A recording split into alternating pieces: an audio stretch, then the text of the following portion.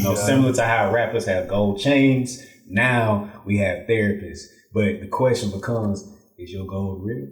What is the effect? Are you applying whatever medicine? And so I see that sometimes too, because a lot of people I know that say they go to therapy and that their therapist is X, Y, and Z, and then their lives don't match any of the behaviors, any of the recommendations,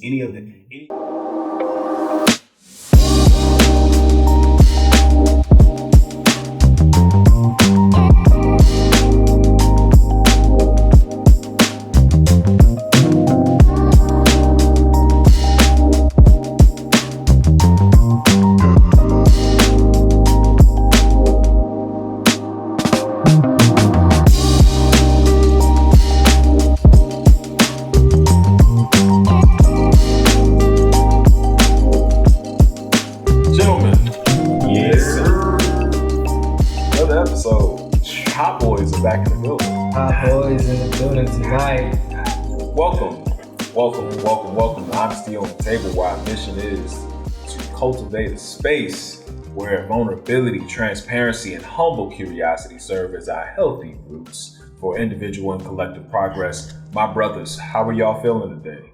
Let's jump right into it. Self-awareness is key. How's everybody feeling? Let's start off with Mike. How you doing, brother? I'm Gucci, brother. 100%. Feeling great. Looking great. That jump, that's good. That's good. All right. Lo, how you feeling? How you feeling this week? Hey, bro, I'm trying not to laugh, bro. Trying hard to laugh. I'm feeling good this week, man. These niggas funny, bro. My week is good, man. I can't complain, bro. Again, sticking to the mission. I reanalyzed my budget. I'm trying something new. I'm gonna follow suit with I'm not sure if you guys are familiar with the Dave Ramsey. Dave Ramsey? Money Makeover? The Money Makeover, the Debt Snowball. Yeah. I'm doing that right now. The middle one could be. Yeah. I'm doing that right now. Mm-hmm. So, outside of student loans, I should be debt free in about 7-8 months. Word. Shout out to Get rid of that consumer debt. And then shout out to Joe. Shout out to Joe. He gonna cut that in half. That man say, election time? Ha! $20,000. I take that. Yeah. I mean, we got to the end of the year. That 0% interest, that payment pause. Got to the end of the year. I heard he said that's gonna be the last time. So I ain't paying nothing. Be prepared. Be prepared. Going into 2023. They're gonna get that back from health insurance. They're gonna get it back from these payments when they resume. That's exactly what they're gonna make that either. Yeah. Well, how you feeling? Man, I'm feeling productive, man. Yeah, that's how I feel. That's a good word. You feeling productive this week? I like that. I'm in the sway. We got some good news on the way. Word. Yeah. Yes, sir. Word. Look forward to it. Look forward to celebrate. You know what I'm saying? But you had a point. You was about to cut you off. Nah, man. Just okay. Snowball. Okay. All right. Bro. Get into it. I like that happy. You got it. I caught that shit this time, dog. Elijah Porter Cow. I love that, bro. That's what's up, man. Yeah, man. Hey, what better brand represent than yourself? Yes, sir. Yeah. All right. I had a good week as well. You know what I'm saying? Another week down, man. You know, conferences attended, presentations given, and all that. So I'm good. Where are you speaking right now? Just Chicago. Okay. Chicago for the Association of Black Sociologists, the ABS conference. So you know what I'm saying.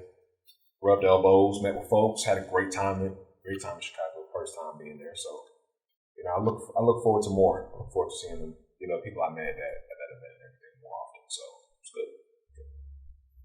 Congrats on that, bro. Yeah, thank you. Appreciate that. Yeah, let's get into that bread. Let's break that bread. We'll start with health, finance first.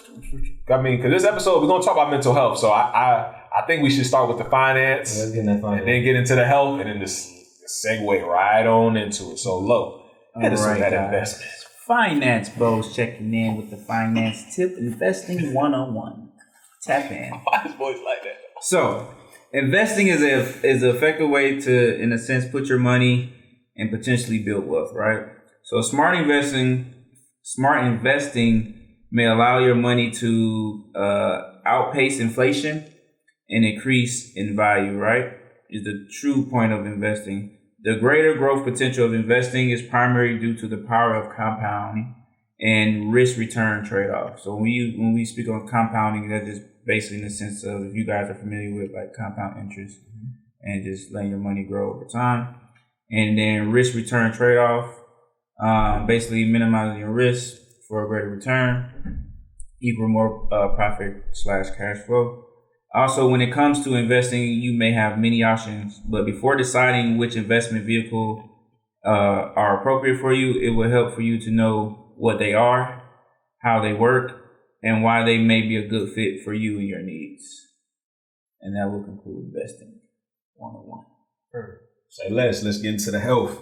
So because the topic is related to mental health, it's very important that we distinguish between what mental health is and what it's not, and make sure that we also reference preventive measures. So when it comes to mental health is the state of mental well-being that enables people to cope with the stresses of life, realize their abilities, learn well, work well, and contribute to their community. Now, when it comes to mental illness, we're referring to collectively to all diagnosable, treatable mental disorders. A lot of times these things like to get jumbled together. But when we talk about mental illness, we're referring to the social and financial circumstances, adverse childhood experiences, traumatic circumstances, biological factors, and underlying medical conditions that could have shaped one's individual's overall mental health. Now, the greatest cure is prevention. All right. So when we discuss prevention, I think it's very important for, number one, people to take to heart the importance of having a social connection. A lot of times when we feel alienated from other people, there's a lack of empathy that is there and a lack of care that's in place. So definitely making sure that we have a social connection, that we stay active, that we relax, we breathe, right? We calm our nerves. And then, of course, in terms of resources, I think it's very good to reference Therapy for Black Girls, Black Men Heal, the Boris Lawrence Henson Foundation, the Black Emotional and Mental Health Collective known as Being, and the Black Mental Health Alliance. These are resources that are readily available for our people. These are the people that we speak to on our pod. So definitely make sure that you tap in. And of course, above all, eat well and sleep more. What's up? All right. Let's get into the main course. And eat. Let's talk about it, man. You can't do this alone.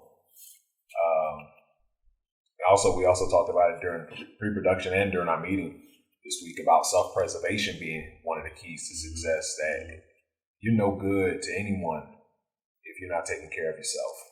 You're no good to anyone if you're not protecting yourself from, the volatile, deleterious things that you may be exposed to or can be exposed to if you're not, again, tapping in with yourself and trying to find ways, preventative measures, again, to Porter's point, to make sure that you're not always going to be your best, but you should at least always be in the best position. You get what I'm saying? To avoid some of those harmful pitfalls, some of those experiences that could have been avoided, right? But let's get into it from the top when we talk about mental health and the ways in which we deal with that. But let's start when we're at our lowest point. So when was the last time you had a mental or nervous breakdown? A moment where you needed to isolate yourself from everybody and everything due to feeling overwhelmed, or as if the world is like closing in on you? Like, how did you receive some support when you felt like no one necessarily understands where you're coming from? Like, describe that experience, the last time you felt it, or something that was of memory to you. Ecclesiasticus 30:21. Give not over thy mind to heaviness, and not afflict upon oneself in thine counsel.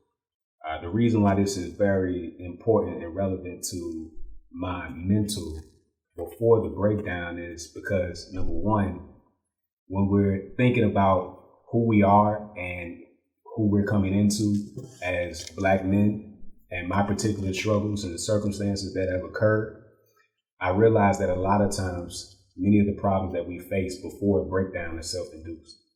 And what I mean by that, because of a lack of understanding of what's happening around us, we believe that things are happening to us rather than for us.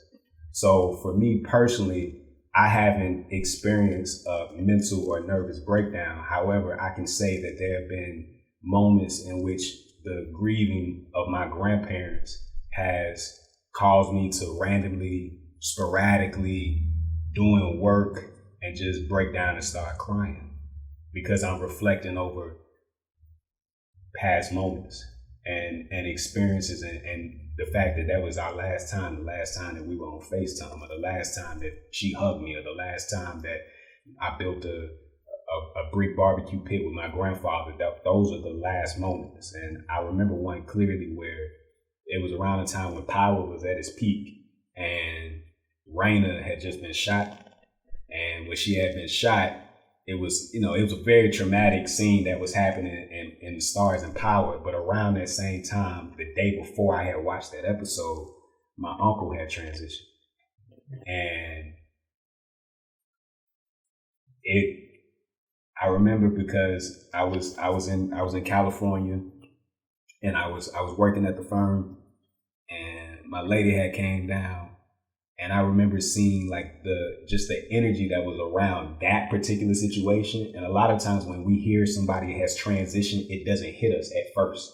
And so I step into the shower and all of a sudden I'm just crying.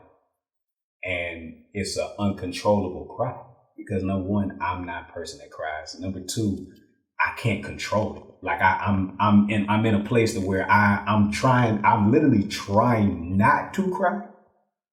And I'm reflecting on my experiences with my uncle and everything that he's imparted upon me and thinking about our last conversation. And I'm just like, part of me is, this has started to feel heavy. Like his passing has started to make me feel heavy in that particular moment and situation. And so, and that happened a couple of years ago as a personal experience. But in terms of just things that have happened around me, I can't speak necessarily to that. But in terms of just being grieving over someone who is left, and I no longer can have a conversation with them, that's definitely been a place where I've had a moment. Sure. Mm-hmm.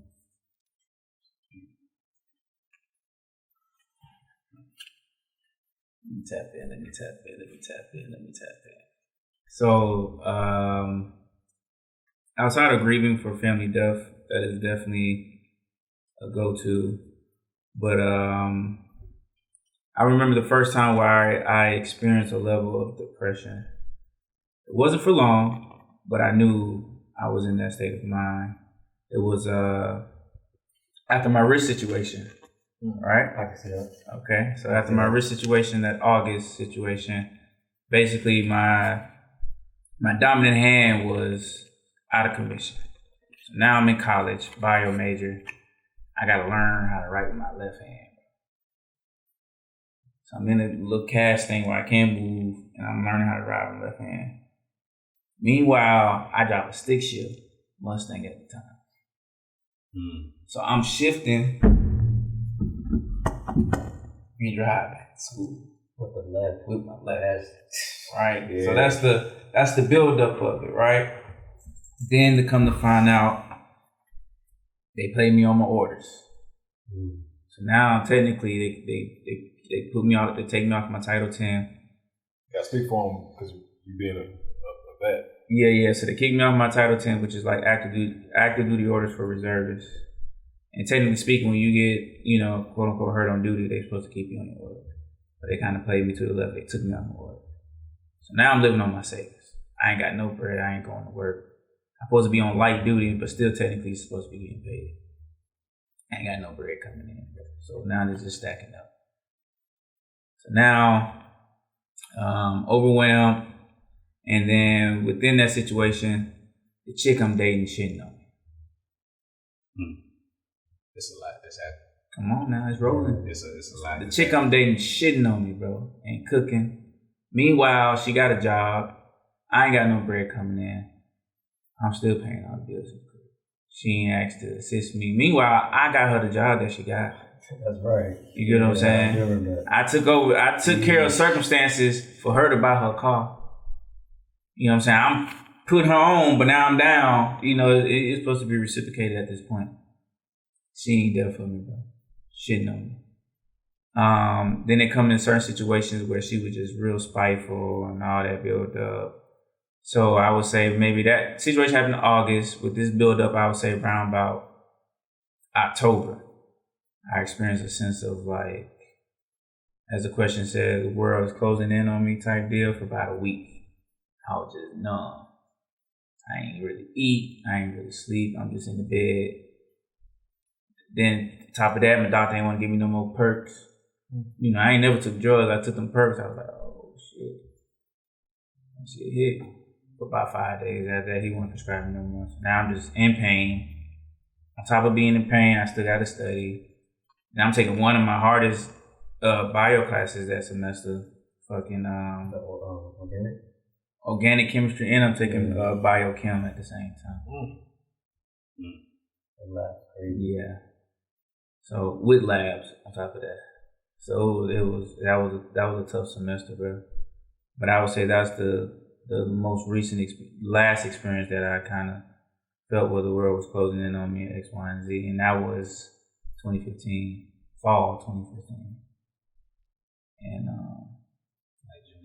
yeah, and then my therapy for that, or to get out of that situation, I had to, you know, come to self and remember who the fuck I was. Bro. I had to kind of like. We're gonna get to that. We're gonna get to the healing. Stand by. We're gonna get to the healing. Okay, then. We'll get to how we heal. Right now, we got. He like, look. Right now, we gotta go to the lows first. That's my low. Before we gotta go to the. Let's get this going. That's my low right there. All right, Mike. All right, so I would say the last time. Okay, so everybody knows I'm married, right? Yeah. Brothers. Of course we. I mean, you told us. Of course. Hey, the end of the first episode of the last one. Yeah, you're right. Welcome to season 2. So, like, you know, this is 2 years ago. We're talking start of COVID, right? Mm-hmm. I am, you know, I'm in Miami, right? You know, I'm in Miami, and it's right when we get to Miami, we're going there for a week. It's us and like, what, 10 other people? Or 8 other people? Yeah, 8 other people. And we slide to Miami, we get down there, right? First 2 nights, having a great time, bro. Like, we're like, oh yeah, the rest of this week is gonna go crazy. The next day was like the day they implemented like the serious lockdown. Y'all remember that day? Like, do y'all remember that day distinctly though? Like, when it was like, hey, you can't come in. Hey, stay in the house. Like, everything got shut down. Like, that was the day we was down there in Miami, and it was like, all right, cool, started COVID, boom. So now we're in COVID season, and during this time frame, I get into a car accident. First car accident I get into. Just bought this BMW like 2 weeks ago. Get into a car accident. Somebody ended up smacking us just from the back. Like, okay, all right, cool. So now, back going crazy. I gotta get back injections into my back. I gotta go to physical therapy. Same thing with Della. Like, she was in the car with me too. And, you know, we're like freshly married at this point, right? Like, we're just like, you know, getting into this new realm that we're, you know, getting into, right? Now, hella shit going on. You know what I'm saying? Like, we're trying to, you know, build our marriage, but now we got to deal with this, right? So, you know, I'm military police, right? So whenever you get into some type of, you know, accident, right, I got to take certain type of drugs, whatever. Like, I got to get what they call on the DNA roster, right? Do not harm. So now they take my gun away from me, and I go back office. Now I'm working, you know, like administrative type work, right? So now I'm back there. I'm in pain every day. You know, me and my wife are kind of like struggling right now. Then I got, you know, now I'm in the back with like, let's, you know, like upper leadership, right? You know, like, you know, the boss, you know what I'm saying? But anybody ever had a boss that like just didn't fuck with you? You know what I'm saying? Like, it was just like, I'm just like, y'all just beef for whatever reason. It's just never that, right? So now I got that on top of everything, right? So I'm getting that. I got stress at work. I got stress at home. my back's killing me. I'm having panic attacks. I already am classified with PTSD, right? So like, you know, I got so much stuff going on. Okay, cool, right? Boom. What happened with COVID, right? Everybody lost their jobs, right? So now I'm bringing in the bread for the house. Like, so now I got that stress on top of me too. You know what I'm saying? Which is fine. I can make it happen, but you know, like, it ain't always the easiest thing to do, especially when you can't move the way you used to move, or you got somebody really, really dependent on you to be smart with your money, to, you know, to manage everything right. When shit don't get paid right, you know what I'm saying? It's like, all right, cool. We're gonna snatch into that gear. All right, bet. So it was just a lot. So I broke down. I think I was like driving. That's back the time I was smoking Black and Mild. And I was just like, I smoked like, bro. Anybody's ever smoked Black and Mild here? Yes. Okay, so imagine smoking a whole pack of Black and Milds. And I was drinking. It was one puff for me, and I was like, I was happy to smoke. So I was drinking, you know what I'm saying, and I was driving, and like, you know, I had like, ended up just like pulling over. I got out of the car and I was just crying, broken down, like, you know what I'm saying. I'm like, what the fuck am I gonna do? Like, I was at a real low point. Me and my wife were speaking like for months. Like, imagine living in a 1-bedroom apartment and you and your partner don't even speak to each other. Like, and that's the person that you're just like so in love with, infatuated with, you know what I'm saying? Like, you guys are just that, you know, our differences are just pulling us, you know what I'm saying? Like that, like everything else going on top of that. And I still gotta, you know what I'm saying? I still gotta be the man in the house, right? I still gotta provide, I still gotta do this, you know what I'm saying? Like, so it's just like, I got all that stuff going on, uncertainty in my future, in my career. You know what I'm saying? I'm at my 10-year mark in the military. You know what I'm saying? I got about 8 months left, and then it's over with. Like, I can either re-enlist, right? So if I re-enlist, that means I got to do another at least 6 years. If I'm doing 6 years, that means I'm doing 10 years. I'm going to just do 20. So I'm thinking about, you know, doing my career path. Am I gonna continue to do that, or am I gonna just be an entrepreneur and just focus on that full time and keep building what I'm doing now? Like, so I got that stress going on. You know what I'm saying? Like, so. Yeah, like, shit rough, bro.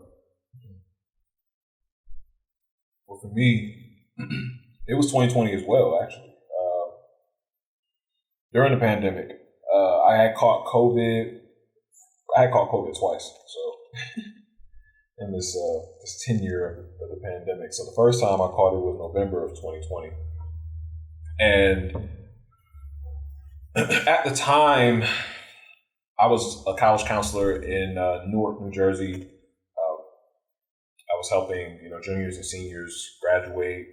Also was teaching a course called College Action, which had financial literacy and post-secondary planning. And so everybody was virtual at that point, right? So, and I was in the house, and I can't tell y'all. I still can't tell y'all to this day how I caught COVID the first time, because I was masked up, everything, Lysol'd out, everything. Went through it, and I was the only person in my family to catch it at the time. So everybody was calling me thinking I was going to die. And because I was in Jersey and I wasn't here in Georgia where most of my family was, and because of how COVID was capping folks, it was killing folks, man. So nobody wanted to be around me. No one wanted to be around me. So they felt like it was best to still reach out. You know, they reached out, they called, FaceTime, what have you, but you could just sort of tell, like, it either was one or two ways how they was feeling. It was like, bro, like, I don't know if he gonna die, so I gotta go ahead and just tell you what's on my mind right now. And two, I don't know if I want to be around him even after he comes back negative, because he really negative.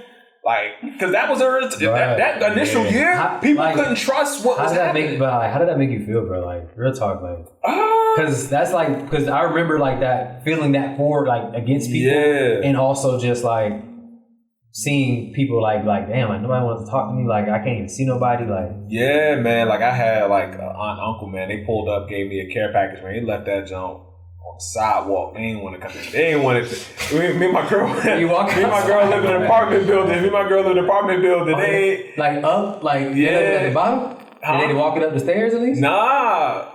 They had called her, and she came down and had got it, whatever. And I was just like, dog, this is crazy. She didn't get it.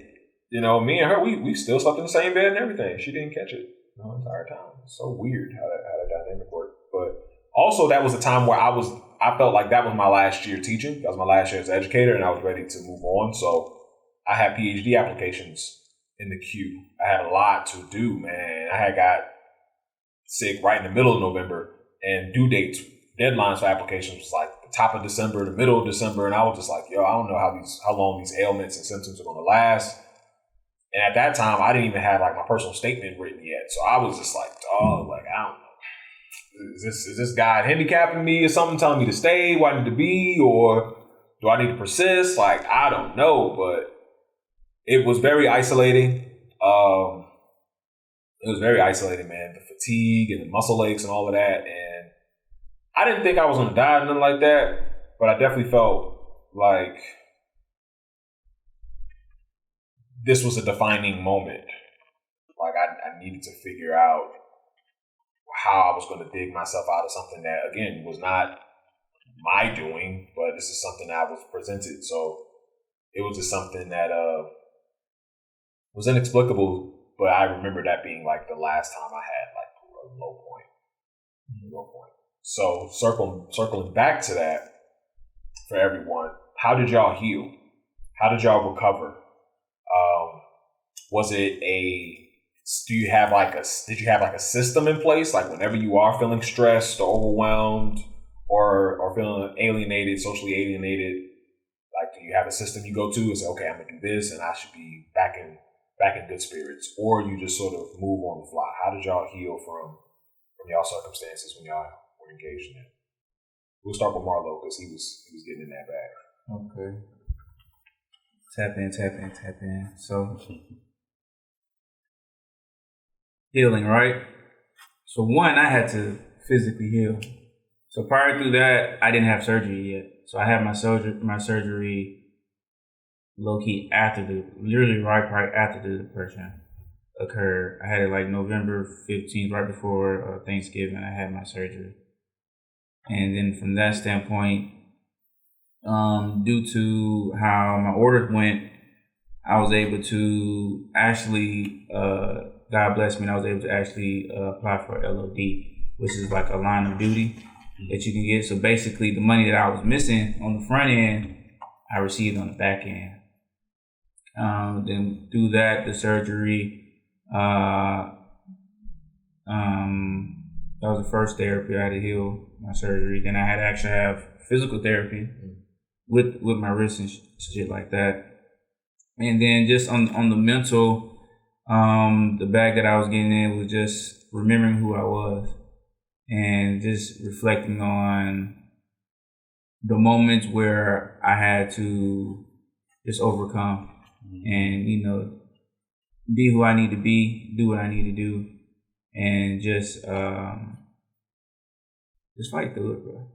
It's just, in a sense, it was just a temporary pain, you know. And within that bag, I got into like my affirmations and my YouTube motivations, and I started tapping in with that, and that's what pulled me out of the hole. I love the YouTube motivation you send me, brother. Yeah, that's my shit. I listen to that shit every day. Yeah, that's my shit. Porter, how did you heal? In terms of grief, I didn't lean on my own understanding. I didn't look and say, okay, well, I didn't want you to leave, so you know, why did you?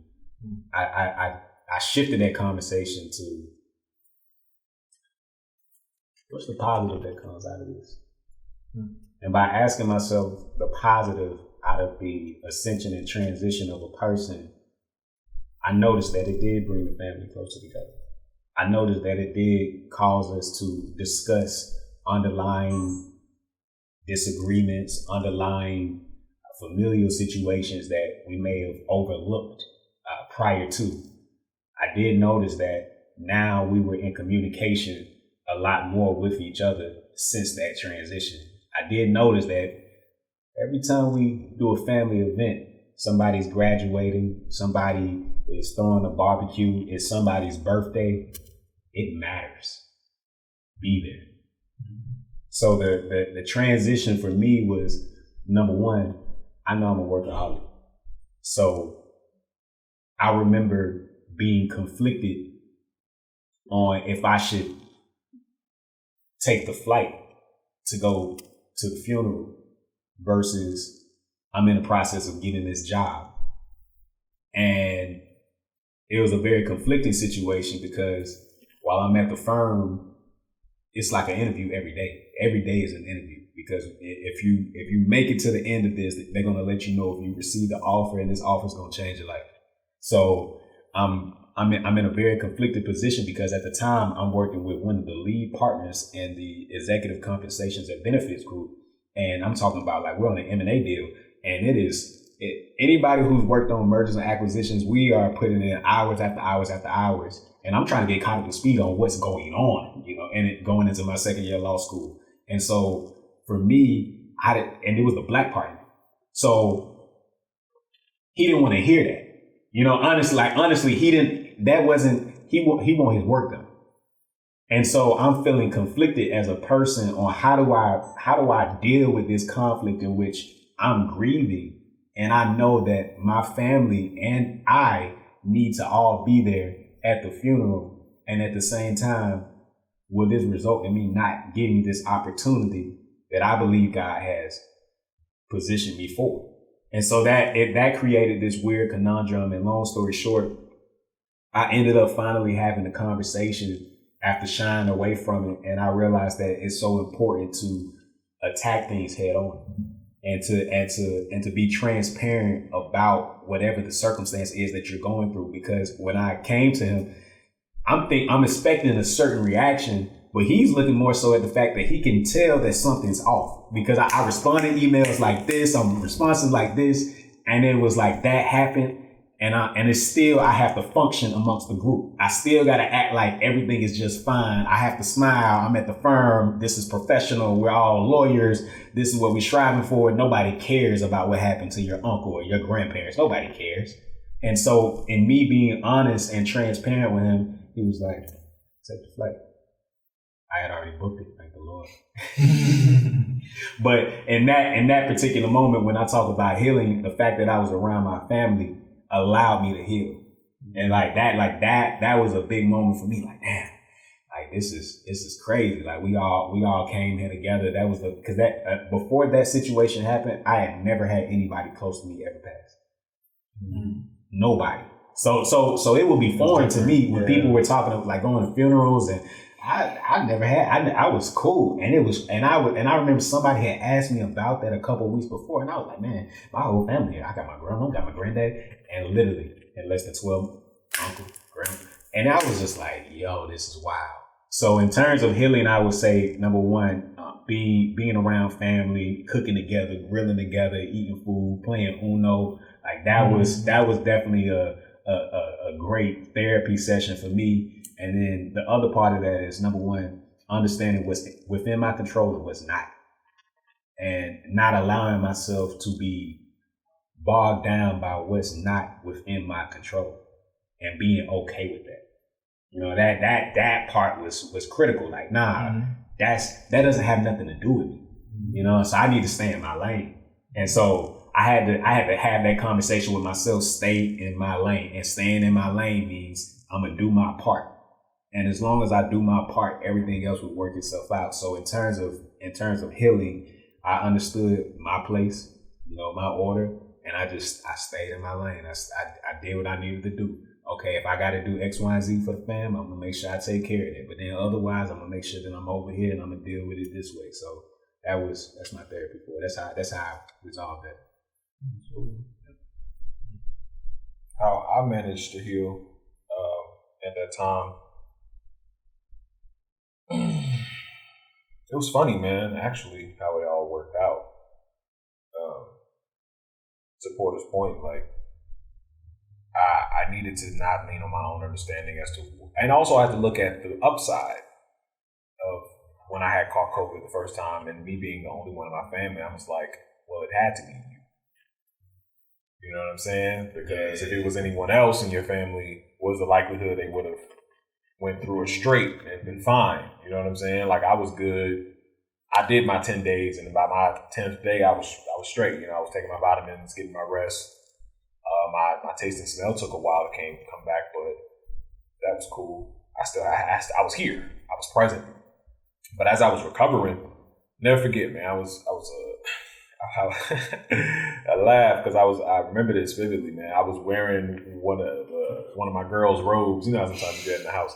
You just throw on the robe. You see the robe, you just throw it on. So I threw on the robe, and I was just chilling in bed, man. And I was by myself. She was in the living room or in the kitchen somewhere, but I was in the bedroom myself, and I was journaling. And next thing you know, I had a thought. I had a theme that came to my mind from my personal statement. Boom, started writing it. Mm-hmm. Like as soon as soon as I accepted my position, everything started to come back. Everything started to come through like a waterfall, bro. It just flowed, and I was able to craft the basis of my personal statement when I had COVID. And really? I didn't change it. I barely made changes aside from, word count, efficiency and making sure I wasn't redundant. The base of it was written while I was laying down in the bed, curled up in a ball, and a silk robe on. You know what I'm saying? And it's just amazing how, when God, places his hand on you in terms of what skills and talents and hobbies you have, and you actually start to exercise it. It's funny how you exercise it equally when you're going through adverse situations and when you're going through more fruitful and triumphant situations. But it's nothing sweeter than feeling it when you're going through the adversity, because I literally wrote myself out of there. And that's been like the basis for part of my recovery is my journaling, and it gives me the opportunity to just check in with self and be transparent and call myself out on things. Even if I am the victim, even if I am the afflicted, still to put myself out of myself and look at the bigger picture of what's working. So, last but not least, Mike. So for me, man, so like I said, like when I'm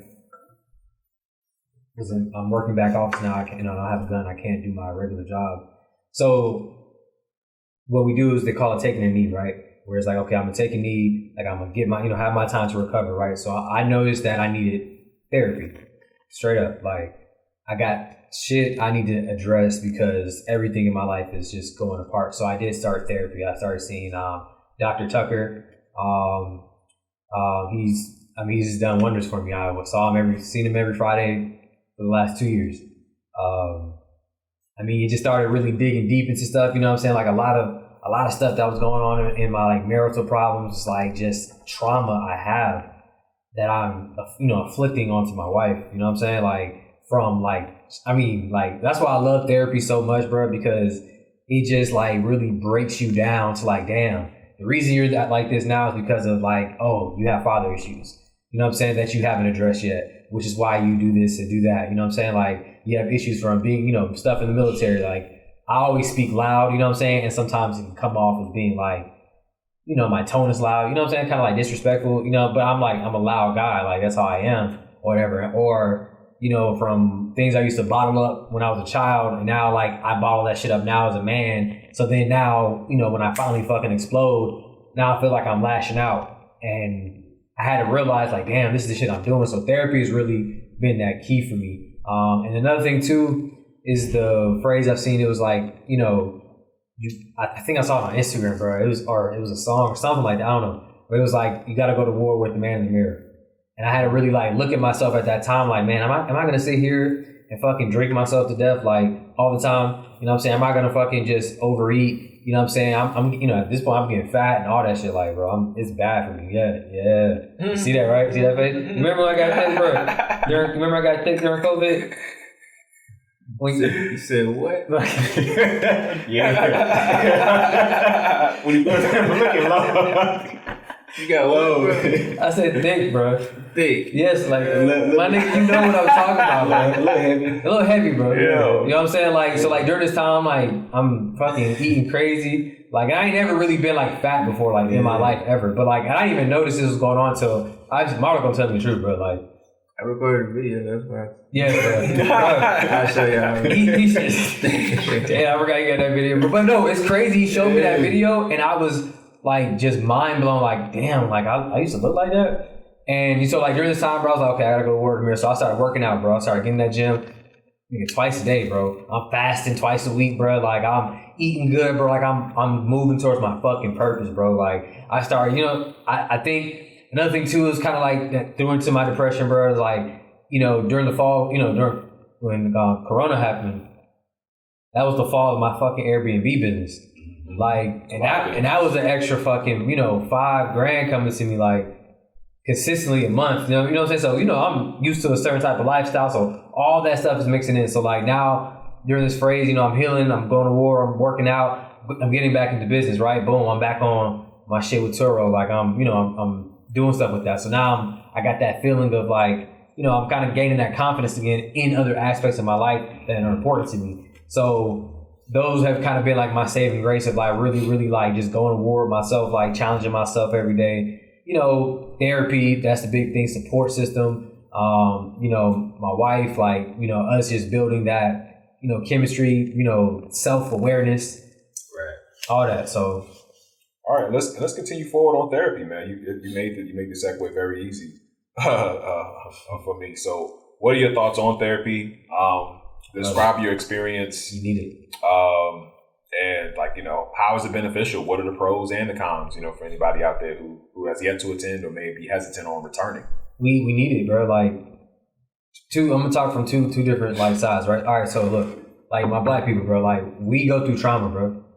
We have a lot of trauma that has built up. Like I think it's like, just like even like from a family perspective, you know what I'm saying? Like where things haven't been addressed. Whether you do have a bad relationship with your mother or your father, or like for myself, like I'm older now and I'm making it in a way, like you said, Elijah, sort of was like, you're making it a point to like really be there now for family functions, like little events and stuff like that. I used to just kind of blow like, oh, I'm busy, whatever. I'm living my own life. It's like, nah, like this is really important. So I think therapy is the best thing in the world, bro. Like we need it, and don't be afraid to do it. Take that step, take that leap. That's all I would say. And just do it, one session at a time, bro. Like, but take that leap for real. And now to speak on my military folks, military one source, your family readiness, your chaplain, your first shirt, your airman, your supervisor. Talk to somebody, y'all. Like in my career field, security forces, it's a very, it can be very, very toxic. You know what I'm saying? Like, and it can be really, really stressful. The hours are long. Time. Sometimes you can't see your family, can't go to these family functions. The leave getting approved, pay getting messed up. There's a lot of stressors that come with this job. So I would just tell my people, if you're having thoughts of, suicide or anything like that, please talk to somebody, reach out. Those are the two resources I told you about. And also you have your fellow airmen and you have your, commander, supervisor, whoever. Talk to somebody, please. That's all I got to say on that. Yeah, my greatest therapy is progress. And what I mean by that is that in some way, shape, form, or fashion, I'm moving towards something. I never allow myself to be at a place where I'm not cognizant on how I am impacting my environment. And so what I do is, number one, I create safe spaces for myself. And with these safe spaces, I find different havens, whether it's a person, whether it's an opportunity, whether it's doing a certain type of activity. I've created a safe space where I can speak, connect freely. And more along those lines is very important to me to recognize that my worldly problems have spiritual solutions. And I think a lot of times the issues that we're encountering, we're trying to either deal with it from just a worldly perspective rather than recognizing that the power comes from within rather than something that is coming outside of ourselves. And so a lot of times we have to defeat, going back to referencing what Mike said, if there's no enemy within, the enemy outside can do you no harm. And so when you recognize that you have the enemy within, which could be your thoughts, things that are coming from your mind that are impacting that, it's very, very important that you deal with whatever those particular demons or whatever those traumas are. And so the way that I process those things for me personally is, number one, I have to acknowledge the fact that I came from a very loving environment. Me personally, the relationship that I have with my grandparents and my parents and my family in general, I don't have any traumatic experiences. So that for me isn't something that I can necessarily say or try to resonate with, because that's just not my particular reality. In terms of just where I am, I've never looked at it and said, okay, well, I feel less than, or I haven't had those particular experiences. So for me, in terms of when I think about therapy, the way that I ground myself because I'm always showing reverence to God. Like I do that by my humility. I do that by my capacity to serve. Even with what I do as an attorney, like I'm looking to serve entrepreneurs at the highest level. Like I want to see you win. I want to see you grow. And then most importantly, I test myself when I encounter adversity. So for example, there was a time period where I wasn't winning, right? Just graduated from Howard Law. I'm working at the firm, and at that time, everybody finding out, passing the bar, And I remember during that particular time period, the amount of time, the amount of energy, the amount of effort that I had put in. And there are times and circumstances where things don't go your way. And I remember being in downtown San Jose and opening up, seeing the results, and it wasn't what I wanted to see. And I remember just sitting there, pausing for a second, and I had my mom on the other line. And I said, hey, Mom, double check that. You go to a restaurant and you, double check that. And then I remember the day that followed, and I'm back at the firm. And everybody's happy and champagne and drinking, and it's lit. And I gotta be happy for them too. And I gotta hit up my partners and be like, congrats. And when they winning, I can't look at them and I can't say, that's supposed to be me, because I did this work, I did this, I know what I did, Because what God is doing, He tested you. He's saying what you gonna do right now in that moment when shit don't go your way. Mm-hmm. And a lot of other people would have been like, man, woe is me. I did this. You ain't even work as hard as me. My grace is this, blase. I looked at it and I said, my nigga, my boy, let's go, run it up. Because my time coming. Mm-hmm. So a lot of times when we encounter certain situations, this is why it's very important for people to not get into the comparativeness of social media, because you'll see somebody and you think something, you develop a projection of what you perceive that person to be doing for whatever the situation is, and now you're comparing yourself, and comparison is the thief of joy. So now you robbing yourself and you become the enemy of your own progress because you're looking at yourself as less than. Mm-hmm. So because you're looking at yourself as less than, now God what He gonna do? You reap what you sow. So you done spoke that into the atmosphere. So now the conditions and circumstances around you, what they gonna do? They're gonna be lower. They're gonna be less than. But if you look at it, you say, damn, I feel great. Man, my dog, yeah, my time coming. Because if you standing next to the person that's shining, eventually you gonna shine. You shine right now though. You shine in this light doing your thing, but I have my thing that I shine that can't nobody do. Mm-hmm. So I had to be tested. I had to be battle tested, scarred. I mean, it's the same thing, I've encountered in so many different ways, from just different circumstances where I got kicked out the home, and I had no money. And then I had to start a GoFundMe after I got accepted into Howard Law. I ain't had no bread. And then I started writing resumes, and I was doing them for $10 per resume. starting out. And then the only person that gave me some bread was a white woman in Walmart. The only person, after talking to over 50 black people, the only person that gave me money was a white woman. Blew my mind. I started crying. Because it was shattering the stereotypes and the prejudices that I have formed.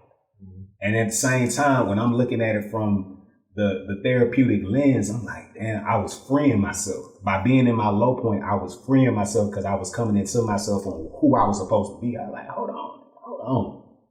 Okay, so God, you sending me through this. I started off Howard Law School sleeping on the floor with a blanket. You want me to go through this? I got a blanket and 2 black trash bags. I ain't got no bed. I ain't got a futon. And the AC don't work. This is my first apartment. I don't know nothing.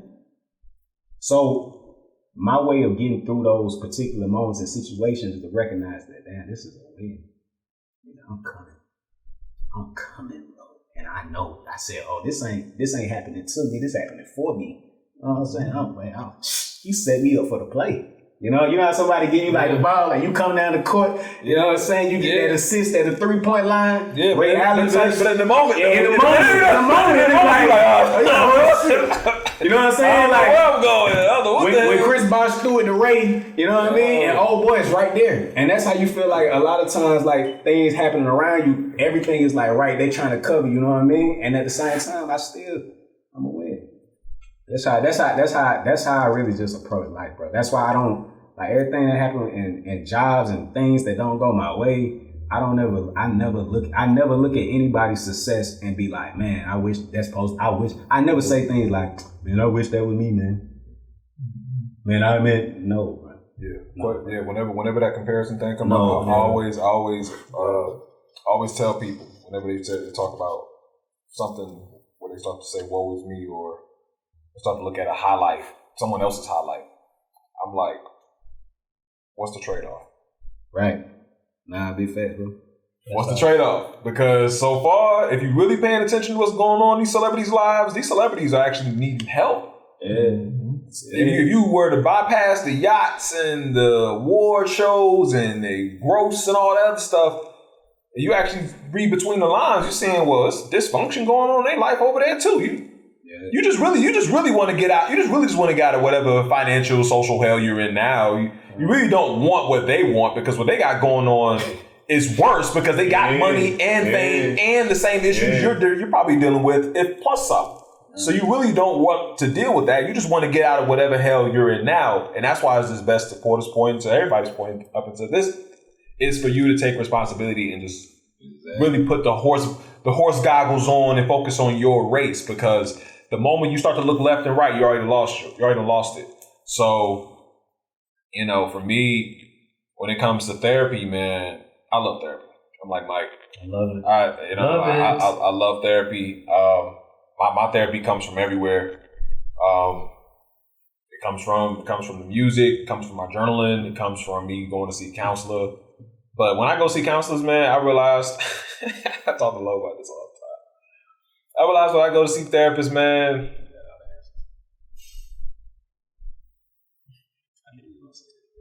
Yeah, so I make it easy for the therapist. Let's just say that. So they ain't gotta get a vice grip and pry me open, and I'm sitting all squashed in the chair. But it's like a good exchange, though, man. It is a good exchange. It's a good conversation. I use therapists as a check-in, just to make sure I'm not in my head too much. I just sort of kind of go to them to help. I would say clean the tank. You know what I'm saying? Do some deep cleaning, making sure that the things I'm seeing are for certain, and I'm not bugging. And then also, I just sort of pick their brain too, get their advice, and if it matches what I already had, I just take it. I just take it with it. I'll just run with it. But it's beneficial for those who step in and are willing to commit to it.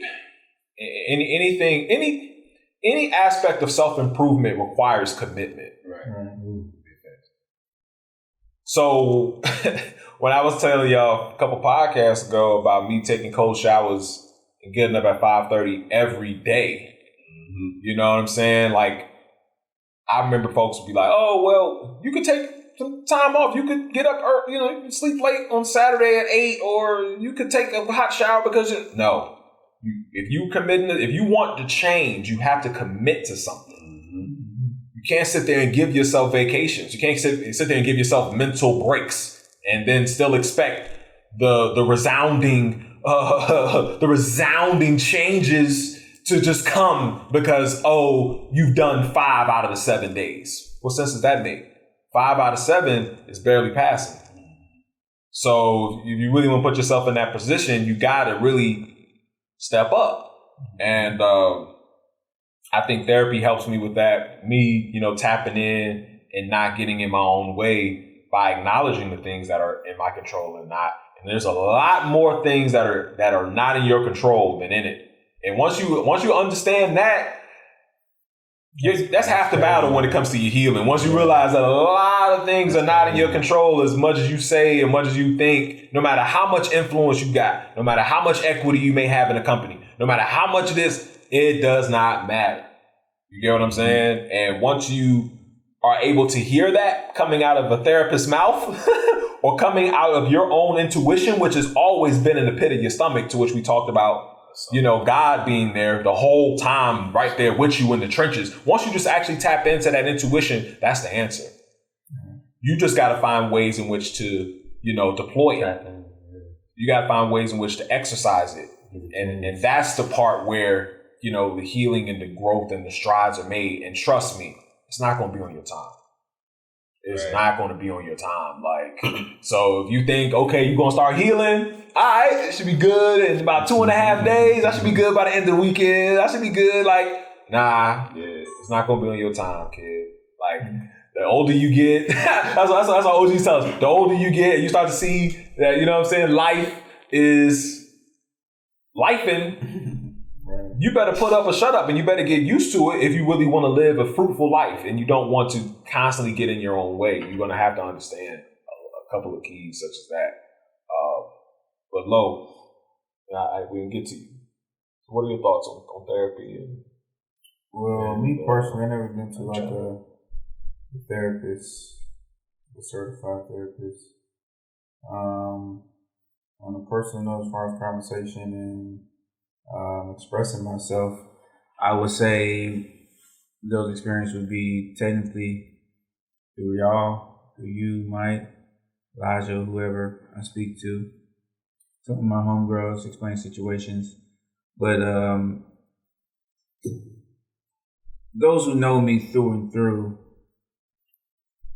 I'm not really fazed by much.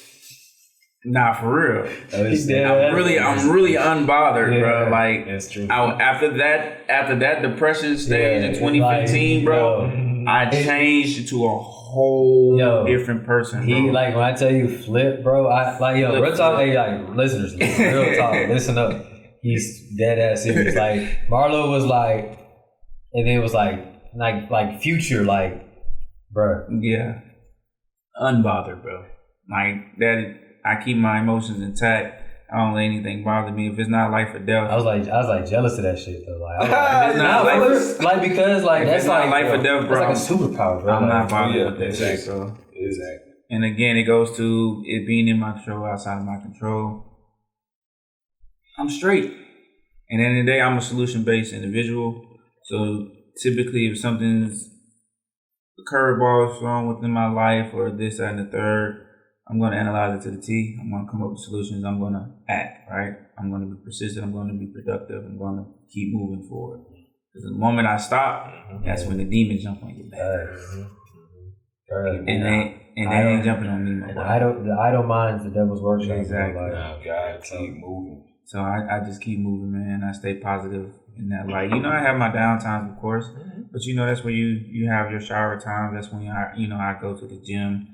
That's when the music therapy, the affirmation therapy, the motivation therapy, or even just the drives in silence, leaving from work or going to work, or even just prayer is another therapy. that I just, reach to God and just, talk my shit for real. It's really a conversation. I got to the point where when I pray, it's just really a conversation. Mm-hmm. That's how I do. And that's another form of therapy for me as well. Exactly how I do. But therapy is definitely a great thing on any level. I want to tap into more of the physical therapy as well. We was talking about like cupping. You were saying the chiropractor. I watch their videos all the time. Chiropractor, acupuncture, and all that. I want to tap into that. That's just like more like de-stressing. Conversation wise, I got you. He's talking about he ain't never talked to no therapist, bro. Who we talking to? Yeah, I got you, bro. It's been the whole therapist. Yeah, that's the whole therapist. Other than that, yeah, that's about it, bro. But therapy is definitely needed, and us as a people, or people just in general, need to handle the true traumas and the true demons that hunts them every night or throughout the day, and just being brave to face it, because that's half the battle. One, acknowledging it, and then two, again, like I said, finding that solution to trying to figure it out, like where it's coming from, why I feel this way. Just asking the questions to yourself before you even want to go to therapist or even have that conversation, or even being vulnerable enough to even express that to anyone that you that you trust with such information. And that's really it. Yeah, so as we can continue to build on that, it's like these are two questions. I'm going to merge it into one. I'm going to try my best. Because I feel like this is the best. It feels like we're about to close this out just because we're talking about the solutions, right? Yeah. You know what I'm saying? We started at the low point, how we healed, how we started to get on our grind and started to understand and see with 2020 how this life works, and then now we're starting to coast and go straight. Right. So in the last 5 years, you see there's been like a growing advertisement of everybody going to therapy. You know what I'm saying? For us as Black folks to prioritize our mental health, you know what I'm saying? Talk to somebody, seek a good social connection, find anyone that you admire, mentorship, family, grandparents, whomever, do it, art, journal, tap into your creative side, attend, physical therapy. If you got an ailing back or neck, go and get that cracked at the chiropractor. Like, take the time to really take initiative for your mental health, for your mental health is key to your progress. Again, self-preservation is key to your success, right? Mm-hmm. It's foundational. If it's not the stem, it's definitely the root. It's definitely the root. Yeah. So do y'all feel, even with the growing advertisements and marketing, because it's different in reality. You get what I'm saying? Like, meaning that you can see a lot of things on social media, but what's actually happening is completely different. So when we're talking about this growing need and this push for, making mental health a priority, do you see that being exercised by your friends and family? Do you see them taking more of an initiative to make sure that they're putting themselves first and that they are understanding that certain things are out of their control and that they must, continue to tap into their spirit and continue to channel their intuition and then find more healthy, sustainable measures to navigate this life, because every day is going to throw you some form of a curveball. You just need to continue to move along. Do you see anybody around you in your circles and communities actually taking initiative to better themselves in that psychological, emotional, social, mental space? And what are some solutions if you don't see that? You get what I'm saying? If you still feel like same old. I may see billboards around about going to therapy, but right now my people still aren't going. Like, my people still not checking in with themselves. My people still not vulnerable and transparent about the areas of growth that needs to be addressed. And if they're going, is it actually working in a beneficial manner? Because sometimes we get caught up in the idea of what sounds or what looks good. Similar to how rappers have gold chains. Now we have therapists, but the question becomes: is your gold real? What is the effect? Are you applying whatever thing? And so I see that sometimes too, because there's a lot of people I know that say they go to therapy and that their therapist is X, Y, and Z, and then lives don't match any of the behaviors, any of the recommendations, and so it's almost. I'm gonna leave that there.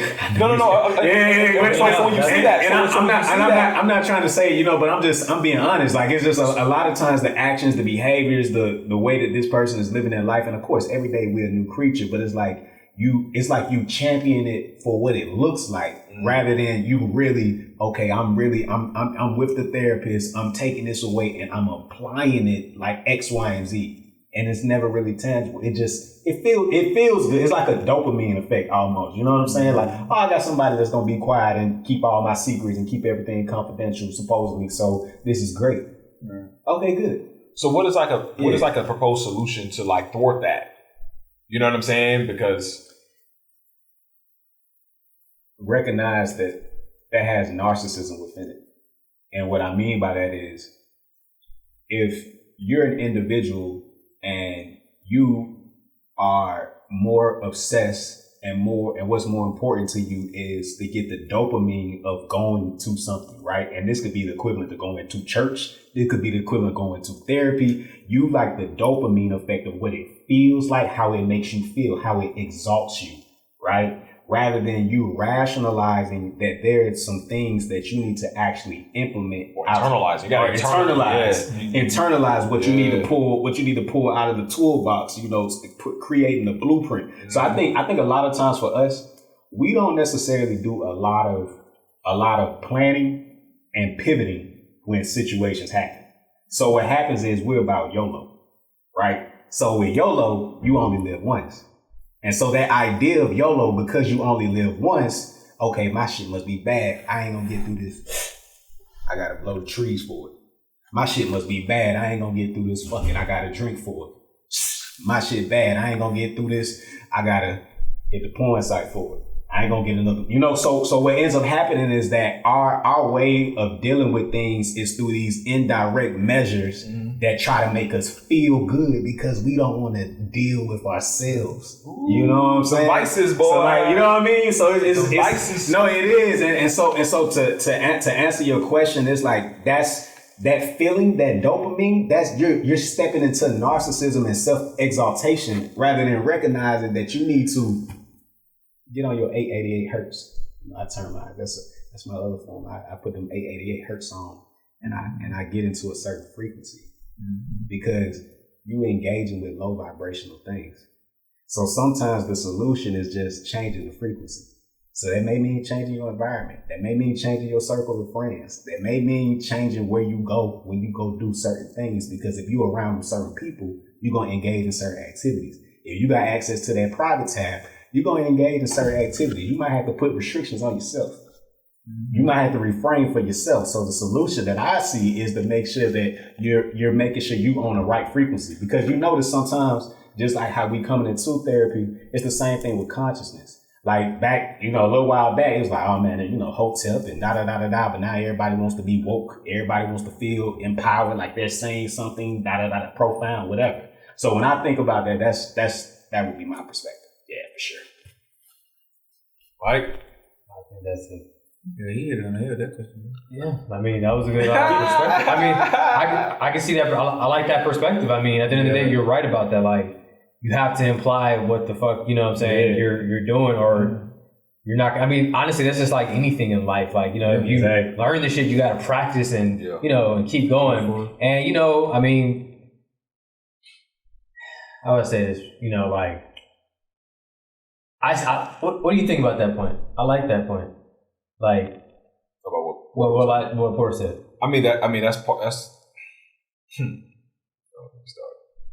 That's the problem with this country, period. Yeah. There's a lot of posers, not enough showers. There we go. Exactly. There's a lot of posers, not enough showers, and then out of the showers, there are not enough teachers. Right. And then out of the teachers, there are not enough learners. Ooh, mentors. You see what I'm saying? Yeah. You get what I'm saying? There's a lot of posers, but there are not enough showers. And then out of the showers, there are not enough teachers. And out of the teachers, there are not enough learners. Because then everybody swear that they know some shit. And that's the lack of humility. That's the lack of, it scales down. Isn't that like the vibe? Scale. Did y'all not get that vibe on social media?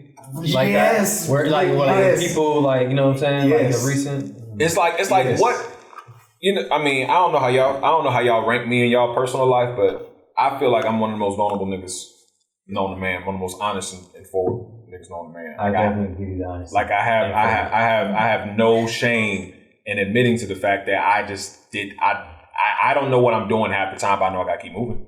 Right. I don't know in 5, 10, 15, 20, 50, 60 years where my life is going to pan out.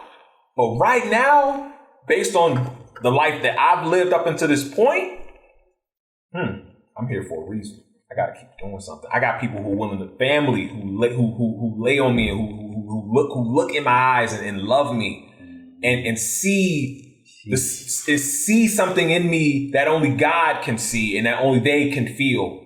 But I have to take that energy and move with it. You get what I'm saying? And continue to pursue my message and my purpose in that. But all of that, again, rests on things that's out of my control. All I can do is take these small messages and take my intuition that comes and builds and sprouts within me and move forward. But I also am responsible for checking myself. I'm also responsible for knowing if I did something wrong, correct it. If I left a mess, clean it. If I don't know, say it. If I need to teach and profess something to someone about something I feel on my heart needs to be said, do it. What are you waiting for?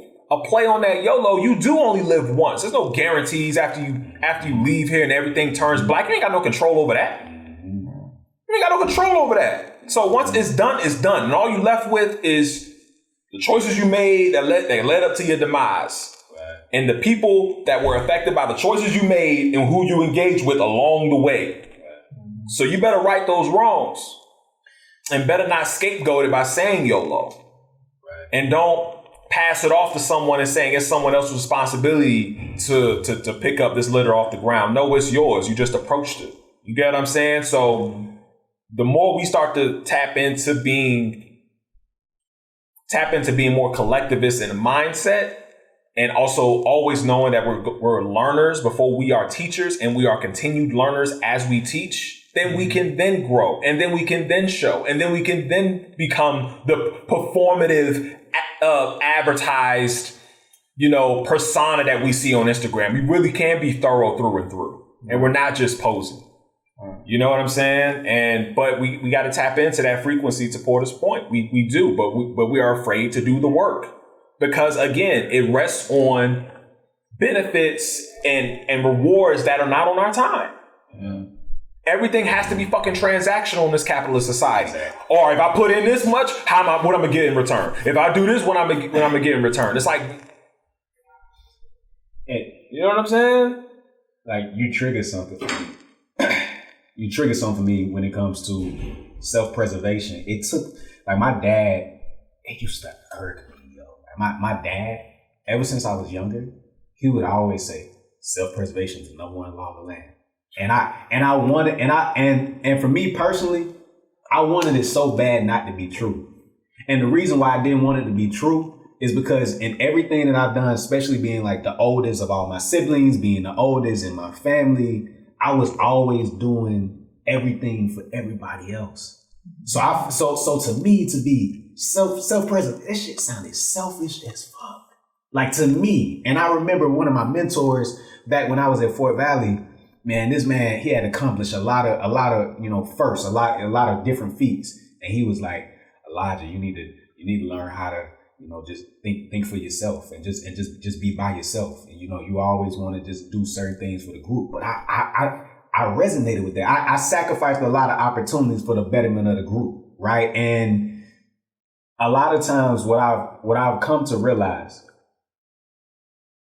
is that part of that, I felt like that was me. Like, I felt like, okay, well, just going back to the Jesus concept in the sense of like, okay, this person sacrificed for the sins from everybody else. So me, if I'm sacrificing and not, doing a certain thing or not turning down a certain opportunity because I think that, the band may need me to be here. So I shouldn't focus on doing X, Y, and Z. And so I think about that sometimes and I reflect and I say, is self-preservation a selfish concept, right? Is that more so about making sure that what's happening around us is in alignment with what we need to be doing to ensure that we achieve our optimal aim? Yes. And so for a long time, it took me a while to reconcile that. And I had to learn that I was being drained because of that.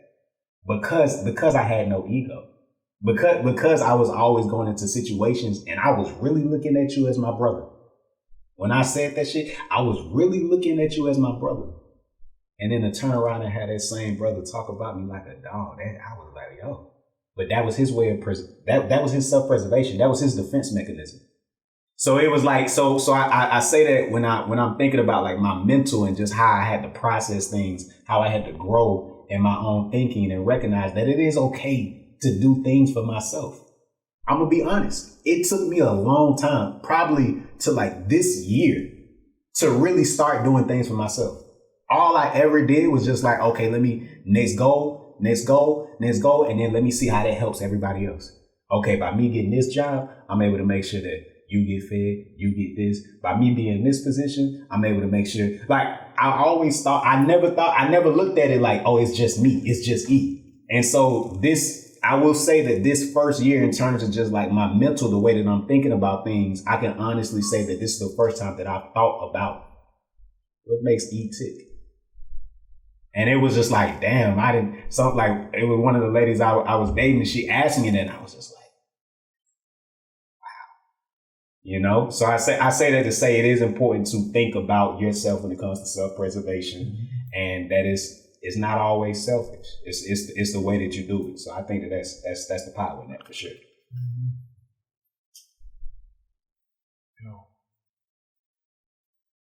Sounds about covered. This is a good fucking talk, yo. For real, man. I see on the table. Man, that's it, man. Mental health, man. This